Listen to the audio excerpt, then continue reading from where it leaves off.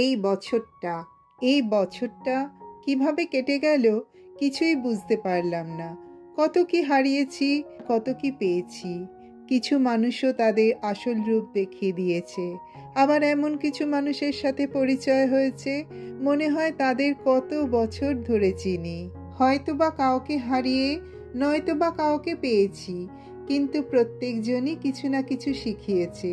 তাই সেই সব মানুষগুলোকে ধন্যবাদ দিতে চাই যারা আমার জীবনে একদিন হলেও ছিল, আবার নিজের প্রয়োজনে ছেড়েও চলে গিয়েছে। এই সময়টা অনেক কিছু শিখিয়েছে। একা একা পথ চলা শিখিয়েছে, স্বার্থ ছাড়া কেউ কারোর পাশে থাকে না। শিখিয়েছে কাউকে বিশ্বাস করলে সেটা তার জন্য ভালো, নিজের জন্য না। শিখিয়েছে প্রয়োজনের সময় চারপাশের সব মানুষগুলো নীরব হয়ে যায় এবং অসহায়তার ভাব দেখায়।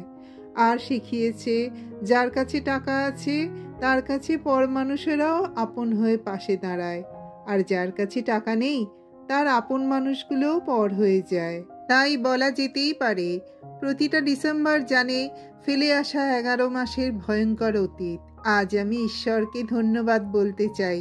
কারো প্রতি আমার কোনো অভিযোগ বা অনুরোধ নেই। আমি বেঁচে থাকার জন্য শুধুমাত্র ঈশ্বরের কাছেই কৃতজ্ঞ। আমার সকল শ্রোতা বন্ধুদের জানাই হ্যাপি নিউ ইয়ার।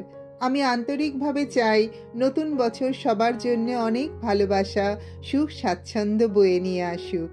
আমার ভিডিওটি ভালো লাগলে লাইক, কমেন্ট, শেয়ার করতে ভুলবেন না। যদি চ্যানেলটি নতুন দেখেন প্লিজ সাবস্ক্রাইব করে দিয়ে পাশে থাকবেন। ধন্যবাদ।